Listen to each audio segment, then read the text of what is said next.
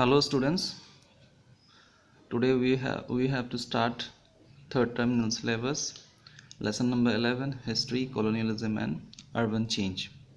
So let's get started. I hope you all know what is the meaning of colonialism.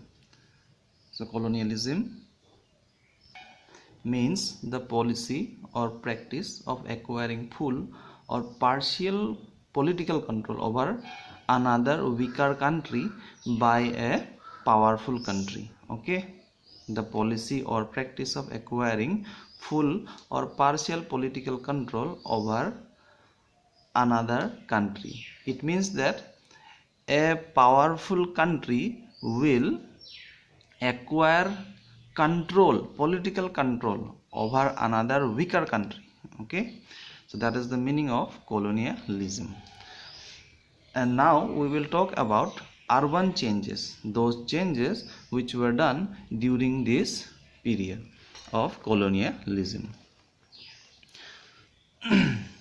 So this chapter starts with an intro where it is told that during the ancient and medieval periods of Indian history, urban centers functions as centers of administration, trade, industry and culture.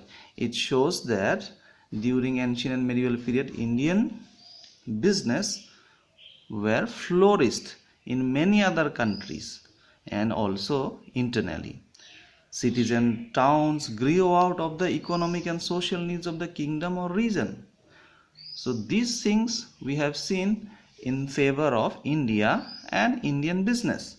Whereas after the coming of Britishers or other Europeans, Portuguese and all, French, so when they came, they started trading with India, whereas British took over this all and captured Indian part and started colonialism. So with the coming of colonialism, the urban scene in India witnessed widespread change.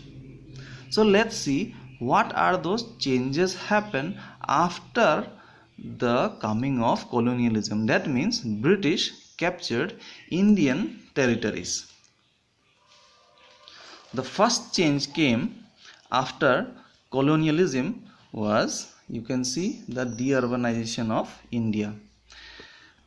Here you can clearly see that the establishment of colonial rule in India saw the decay of several traditional urban centers. Urban centers means those places like Dhaka, Murshidabad and all, which were flourishing urban centers. Flourishing urban centers means businesses established there, people were doing businesses, earning huge profits and all.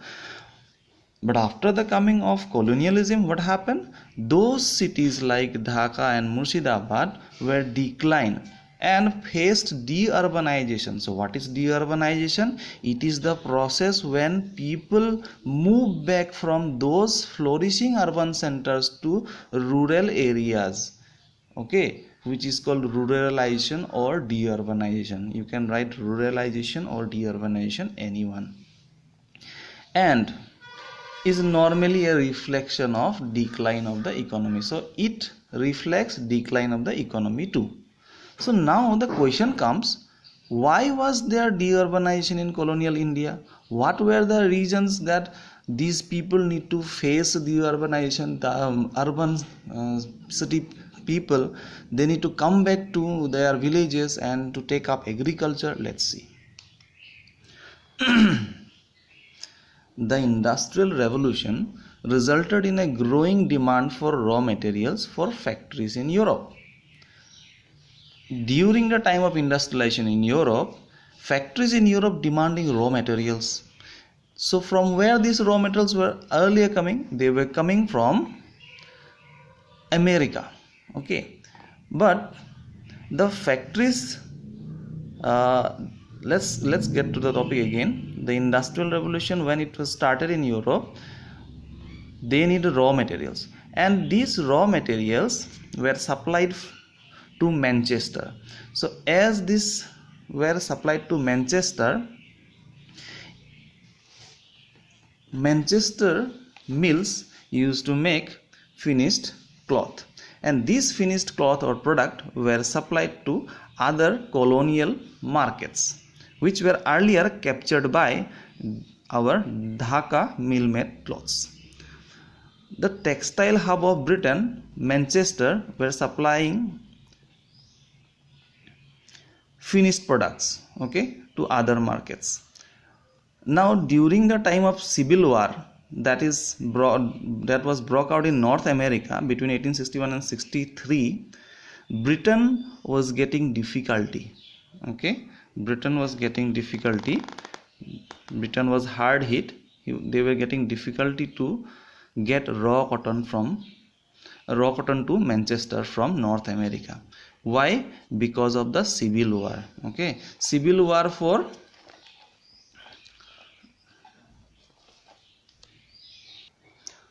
American life and politics, and later on they were divided into North America and South America.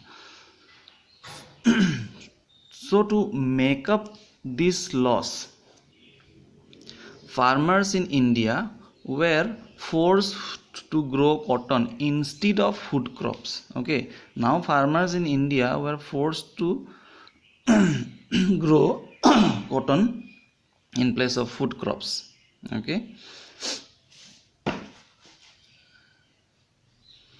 So duties on the import of raw cotton from India were abolished in Britain. It is now very important here. You could see that taxes on the import of raw cotton were abolished by the British. This is a law passed by the British officials, okay, and they will take high taxes from the finished Indian textile which were imported from Dhaka, that means India. Laws were also introduced in Britain banning the import of finished textiles from India. That is, I already told you that if British traders or businessmen will buy raw cotton from India, then no need of paying a single penny or tax to the British custom duties. Whereas if the British businessmen will buy finished clothes or ready-made clothes, you could say, then they need to pay high taxes. Why they have done like that? Because they want to increase their sale from the Manchester to the other market. They want to sell finished clothes from the Manchester mill cloth. So as Manchester were able to produce, Manchester industries mills were able to produce finished goods, so they want only raw cotton. And for that, as Civil War broke out in America, Indians were forced to grow cotton in place of food crops. Now these laws, these measures ruined the textile industry in India, particularly in Bengal. Cloth from Manchester flooded the international market where goods from Bengal had once dominated. India became a source of cheap raw material for British mills and a market for its finished goods. Now you could easily see that the textile industry in India is finished, ruined, which were earlier in Bengal. Now clothes from Manchester were coming to India and other international market, which was first dominated by the Indian cloths. Now India was seen as a source of cheap raw material for British mills by the Britishers. Several old urban centers like Dhaka and Murshidabad were destroyed because of it. Dhaka lost 70% of its population between 1800 and 1839. In Europe, those workers who were handloom workers and become jobless by the coming of industries or due to the Industrial Revolution, they were given jobs in the textile mills that came up later because of Industrial Revolution. Earlier they were handloom workers, like in India handloom workers were there. In the same way, there also handloom workers were there, but these handloom workers, when they became jobless, In Britain, those British jobless, they were absorbed in they were given jobs in the textile mills. However, in India, this kind of steps were not taken by the British, because British came here to earn huge profits. So where did these jobless Indians went? These jobless Indians or artisans went back to their villages and tried to live off their land. That means they were doing agriculture. And because of these policies of the British, Indians faced famines, and due to which food shortages, epidemics, diseases came up, and by the end of 19th century, millions died in these famines. Now let's talk about the growth of new urban centers. You could see in the course of time, new urban centers came up in India.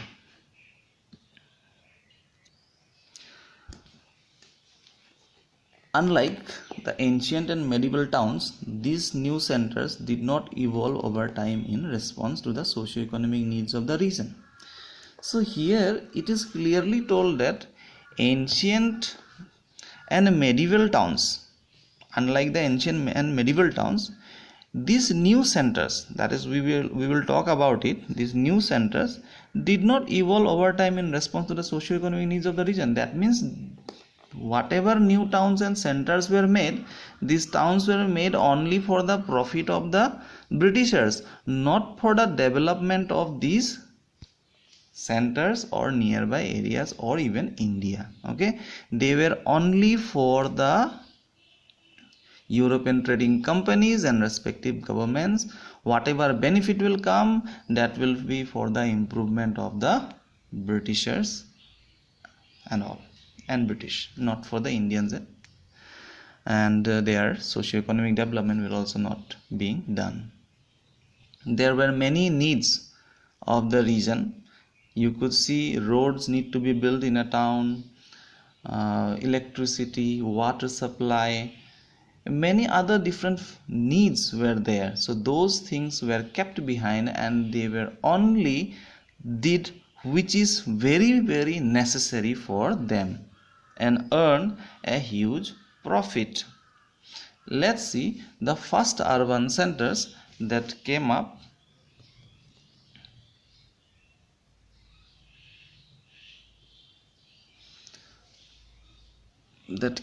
During the British rule. They were of three types. Okay, they were of three types. The first type is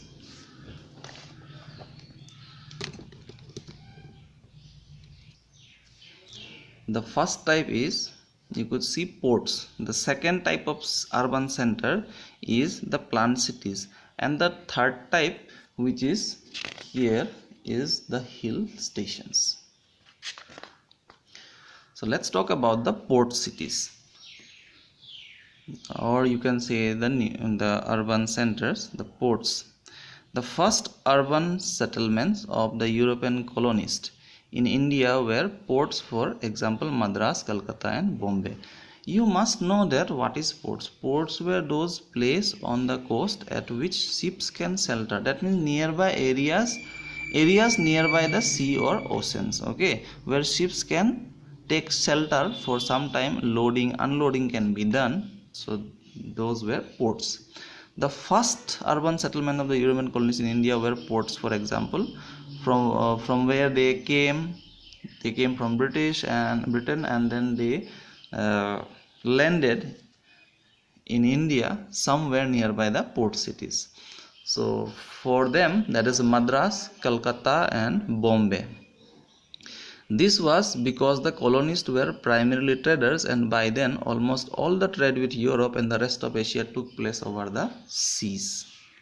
So these port cities were very important for them, because they need to bring all the things which were needed, like raw cotton and other things which they have to transport to Britain, like raw cotton, timber and many other things which they were in need. Then the planned cities. planned cities. Then there were the planned cities which came up in interior of India.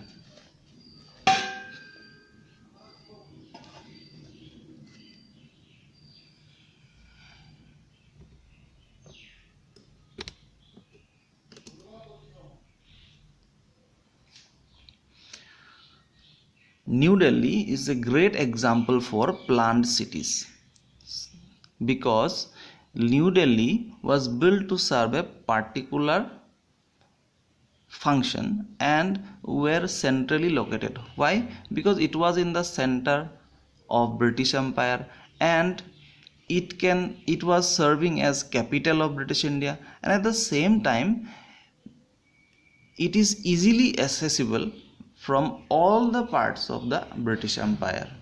Okay, so planned cities were also important for them. Now let's talk about the hill stations.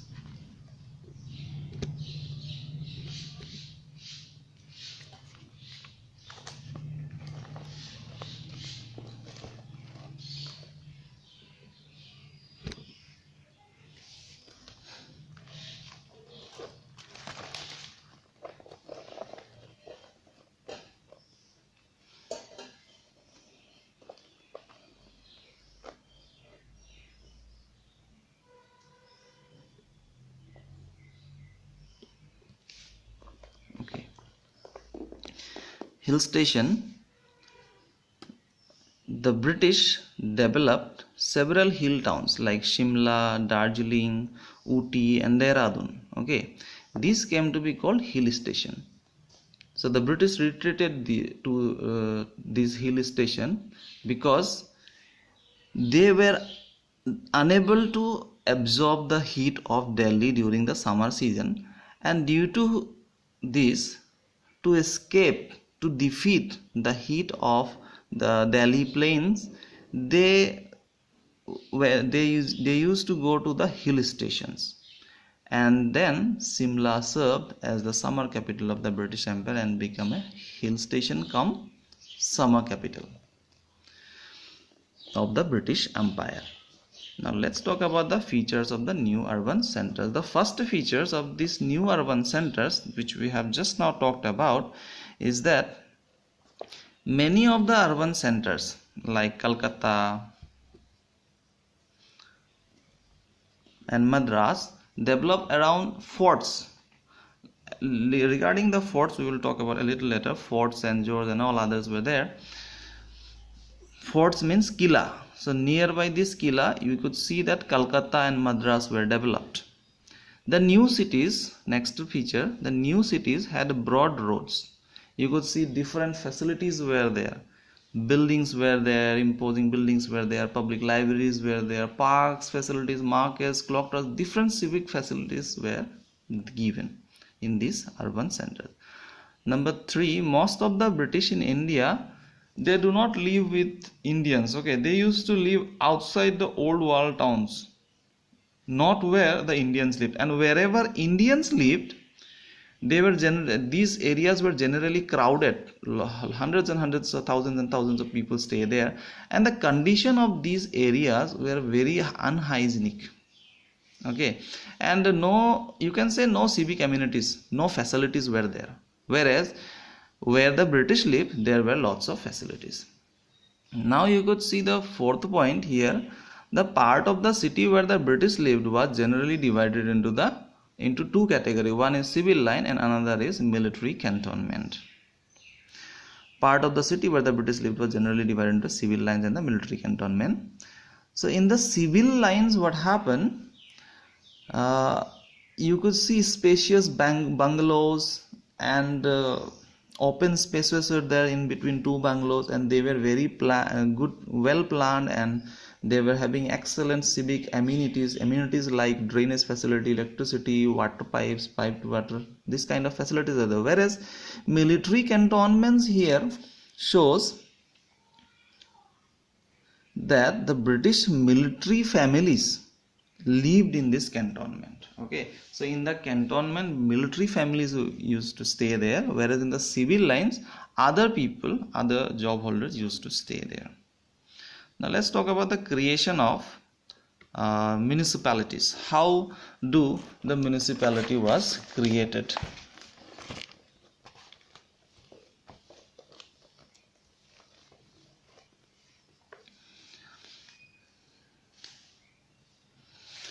You could see here, I don't know it's clear or not.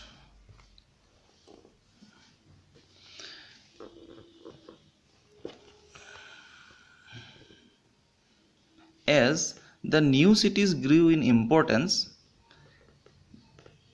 people started migrating once more from rural areas to the new urban centers. Okay, wherever the new urban centers were developed, like Calcutta, Madras and all, and even the hill stations Simla, Darjeeling, Ooty and Dehradun, and other port cities and other plant cities were developed, these people started moving back from the rural areas to the urban centers. And you could see these cities slowly grew in size. That means population of the city is increasing. And from where the population is coming? They were coming from the rural areas. Now the British thought that to introduce some system of urban administration so that they can create some money, some revenue they can collect. So they created municipalities for this purpose. And the definition for municipality is given was a body of elected members that was responsible for the maintenance of sanitation and public health and the provision of civic amenities like roads, electricity and piped drinking water. So this was the definition. It is responsible for the facilities like public health, roads, electricity and piped drinking water. The first municipality which was created during British rule was the Municipal Corporation of Madras in 1688. Afterwards, Bombay and Calcutta by 1762. And the main reason for the creation, as I have already told you, that it was they have lack of funds they were facing during that British government in 1762 and during that time, during the 18th centuries, they were facing some problems like lack of funds and all, and so they want to levy, put taxes on roads, trades and ferries. Ferries means mela. Okay, so in this type of roads, trades, ferries, those who used to go or those who used to visit the ferries, they levied taxes on them, so that when these taxes were collected, municipality was able to finance its various activities, like they can build new roads. Those roads were not for the benefit of the Indians, they were for them only, for the benefits of them. Drainage system, they did not build drainage system for the Indian. It is clearly here given that Indians, those who were living, wherever those areas where Indians were living, they don't have civic amenities. So these drainage systems, several systems were not for the Indians, they were for them only. So whatever taxes they have collected, they have developed those areas of their interest they have developed. Now let's talk about the other part, that is even today India follows a system of urban governance, that is the municipality system. Still India is following. That is essentially the same as that created by the British modern, which was created more than 100 years ago. Now the current structure of municipal bodies is based on Lord Rippon's, so that we call Ripon as father of local administration in India, which was adopted in 1882. So Lord Ripon resolution on local self-government adopted in 1882 and was known as the father of local administration in India.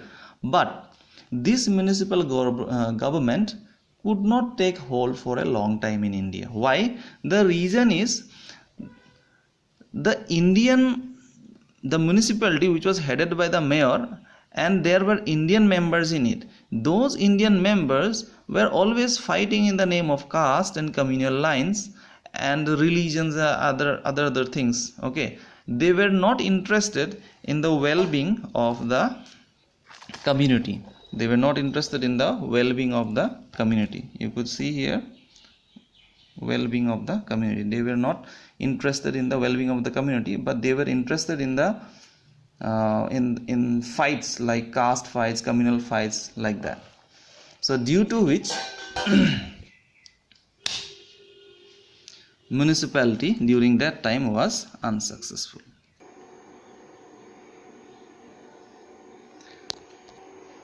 Now let's see cities as centers of transport and communication. Some of the most enduring system established by the British in India includes the railways and the post and telegraph system. So we could say that these three good things they have done is the railways, post and telegraph system developed by the British. In those days, only the main centers and towns in India were having this kind of facilities, and which were directly linked by railway lines. Many of the big cities of the time also served as railway junctions. And nearby these railway junctions, what happens?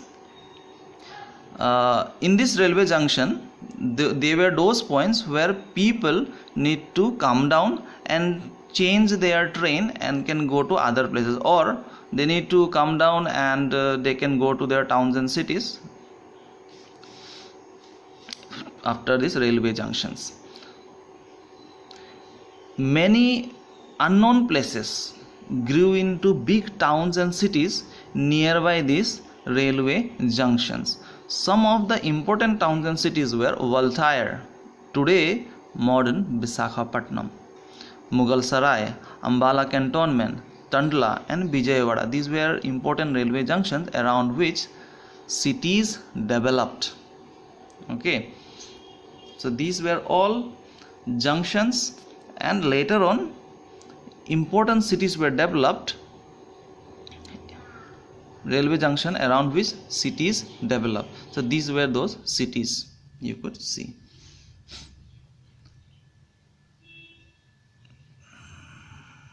Next you could see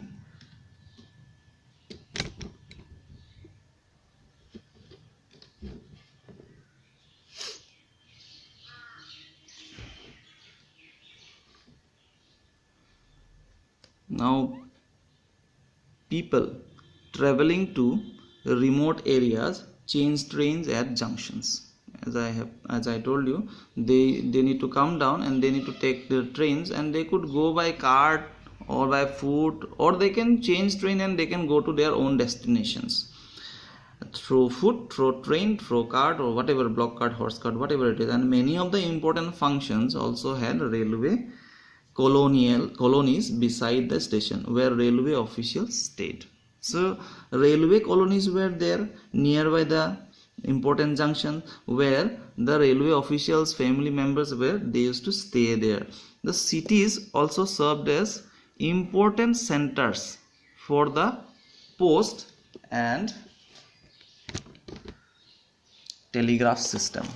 Post and telegraph system.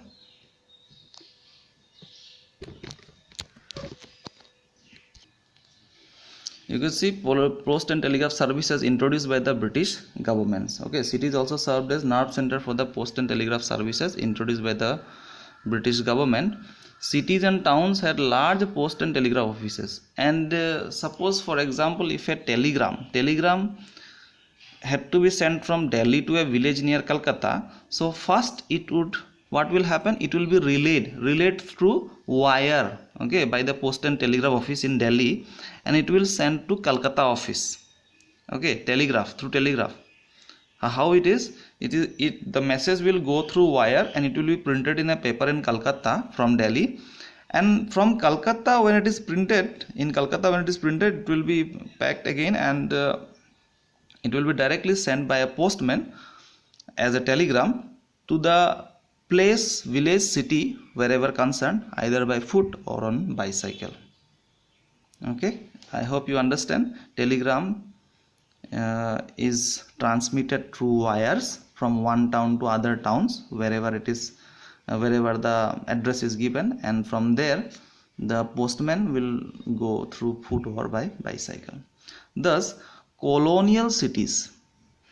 Let's talk about now colonial cities served functions which were different from those performed by the cities and towns, that means the urban centers.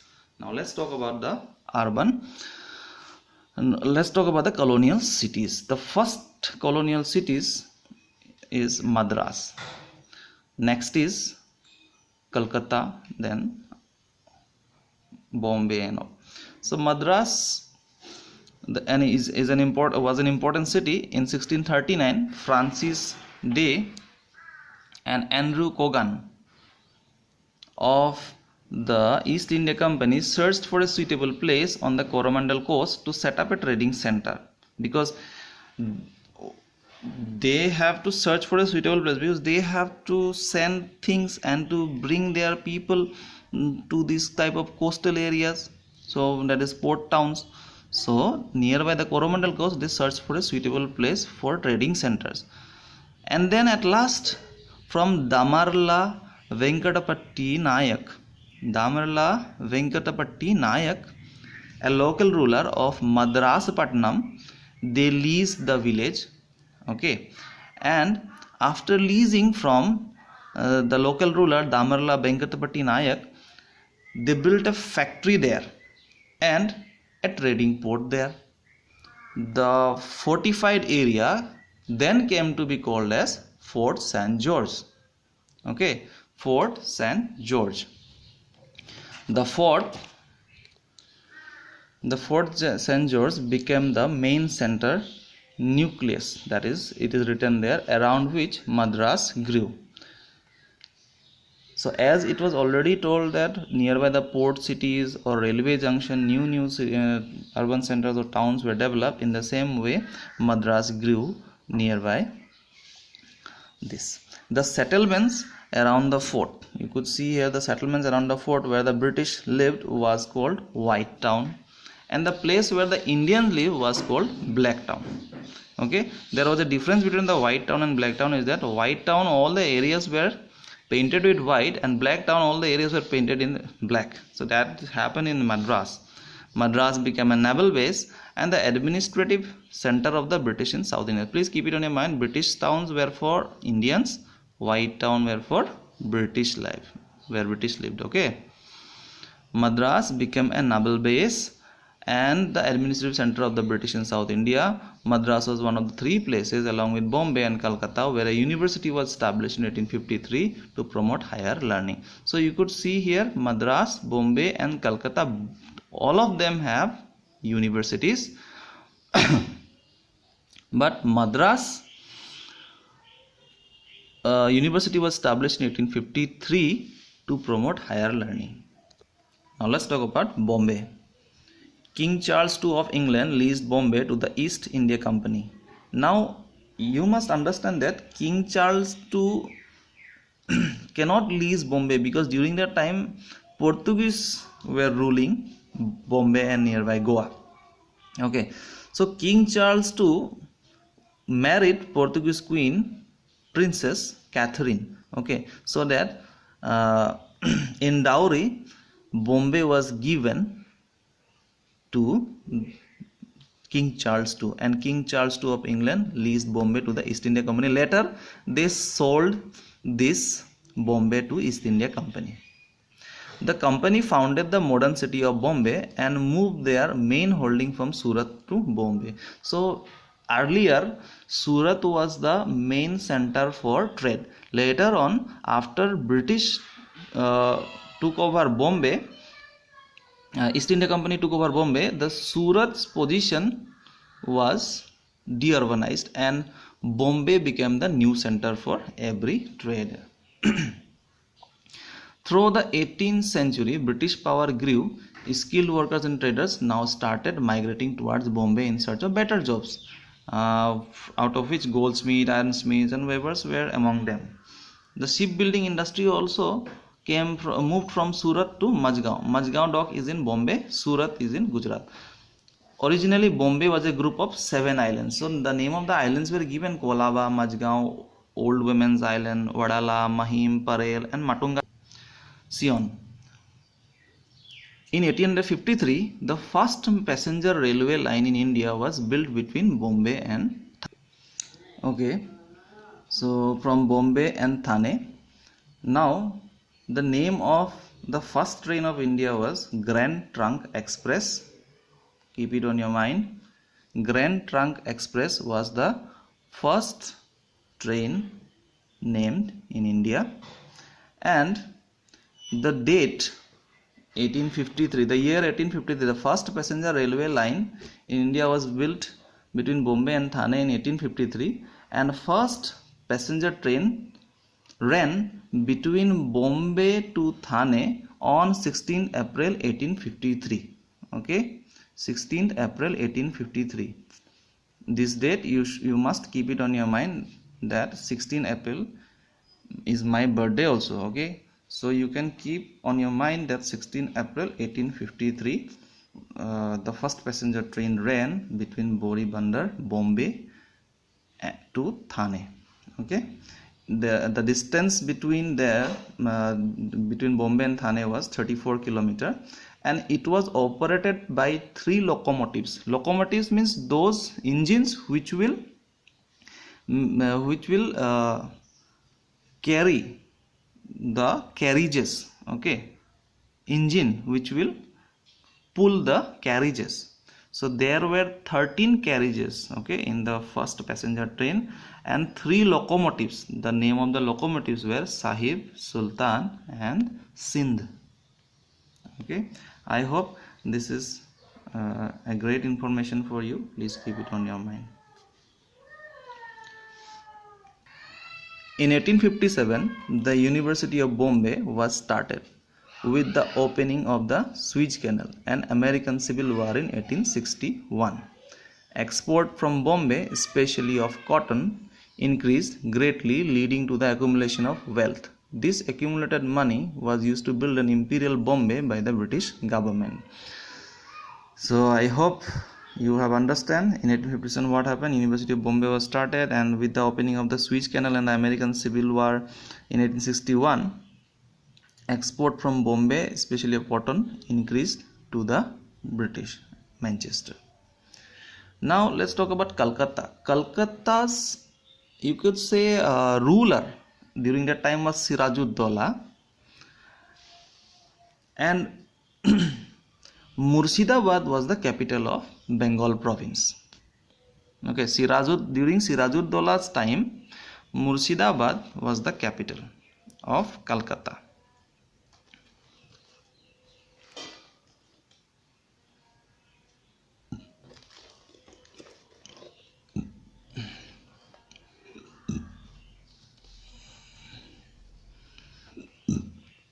In 1690, Job Charnock, an agent of the East India Company, chose the fishing village of Kalikata, Sutanuti, and Govindpur to set up a trading settlement.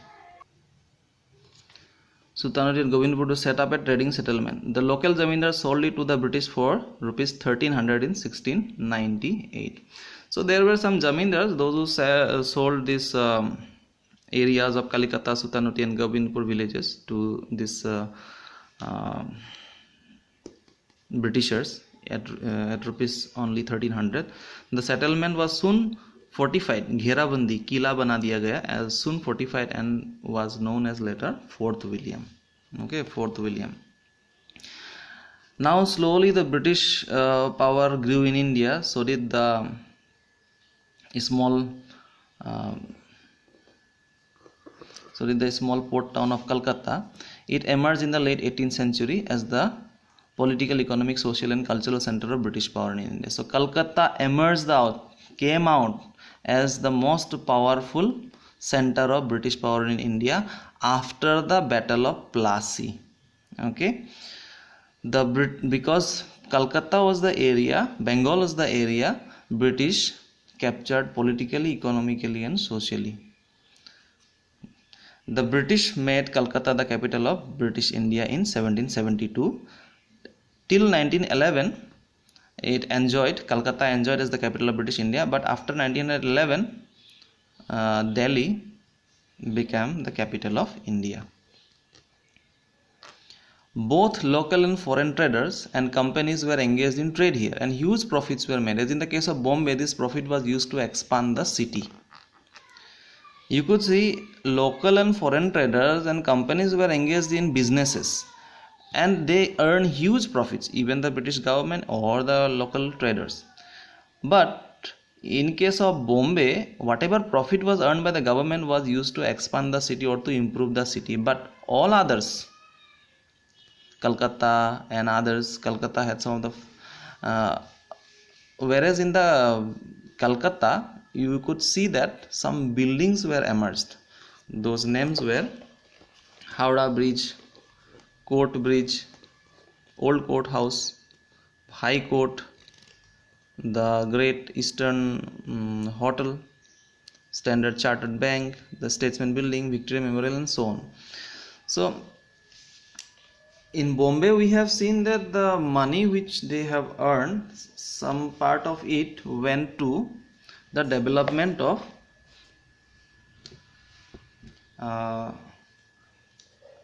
some areas of Bombay,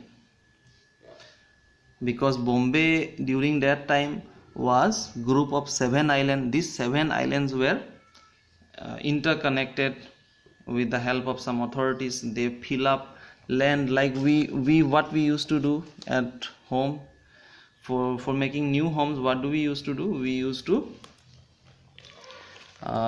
fill earth. If it is a shallow area, we used to fill earth in it, and then we used to make a home there. So in the same way, Kolaba, Majgaon, Old Women's Island, Wadala, Mahim, Patel and Matunga Sion, they were not connected. They started connecting them by filling earth. And in British India's Calcutta, we have seen many fine buildings. Okay, but most of the profit were taken by them. Now, case study of New Delhi, you could study by yourself, though I'll just go a little fast. Delhi, one of the few cities of the world. It was not the old Delhi. It is we were talking about New Delhi. Okay, so New Delhi is in Raisina Hill. Okay, you could see somewhere here Raisina Hill. So it is developed in Raisina Hill. In the next page you could see.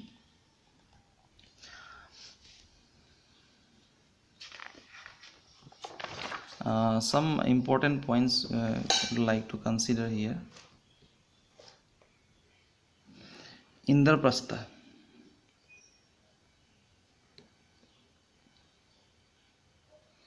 Indraprastha, the capital of the Pandavas, is believed to have been located in Delhi. Okay, and Asokan inscription says that Delhi was on the great national highway of the Mauryas and linked their capital Pataliputra near Patna and Takshila now in Pakistan. So these things you could